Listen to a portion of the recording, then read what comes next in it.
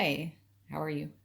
This is Jill, and I'm going to do a little Jill's Christian film review. And we have just been watching Frank Capra movies. They're old black and white movies from the early 1900s, maybe 1930, 1940. Um, the Italian American Frank Capra, 1897 to 1991. Italian American film director, famous for It's a Wonderful Life. Let me read the different movies here. The Premier Capra collection is a 6-disc collectible box with Mr. Smith Goes to Washington, You Can't Take It With You, Mr. Deeds Goes to Town, Happened One Night, and American Madness. My favorite is It Happened One Night, about, this isn't it, but It Happened One Night is with Clark Gable and Claudette Colbert, and they hate each other at the beginning and travel across country together and fall in love. Well, you'll see if you watch it. It's a cute movie. This is You Can't Take It With You. Frank Capra had a lot of movie stars, famous movie stars in his movies. This is Jimmy Stewart. I forgot her name.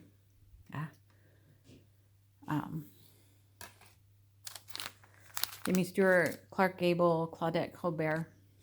He had a lot of famous actors in his movies. And you might be able to say he's the best American director, in my opinion.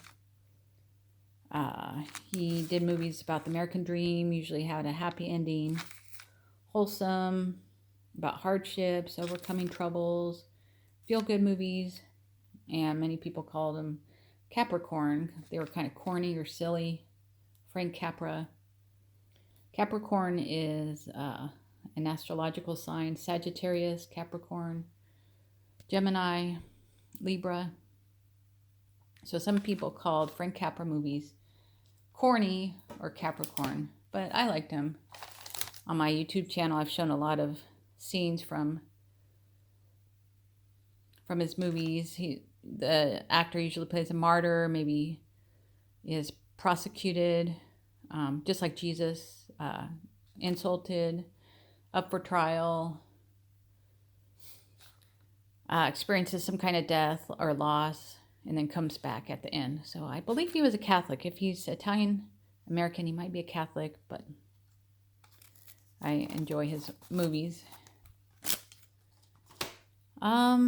So what do we have next? Next we have Shadowlands. This is about C.S. Lewis and his wife. C.S. Lewis was a famous theologian, or he was a professor at Oxford in England. He was an atheist in college, and then he would meet together with his friends. One was J.R.R. Tolkien, who was a devout Catholic who wrote The Hobbit and The Lord of the Rings, and they'd meet together in a group, and they were called the Inklings, and they would have great conversations, I believe. We visited their the Eagle and the Child, I think is the name of the pub in Oxford where they all met.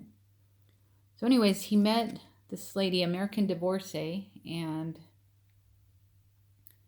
had a good friendship, starting to fall in love, and she asked him if they could marry so she could stay in England. So that's like a government kind of marriage. There's spiritual marriage or government marriage. So she asked for a government marriage. So it's a very touching love story. 1993, Shadowlands, about C.S. Lewis and his wife, an American divorcee. Sad, she did die from cancer. They weren't married very long. Be quiet. Be quiet. Okay, I'll come back to this. Okay, talk to you later. Bye.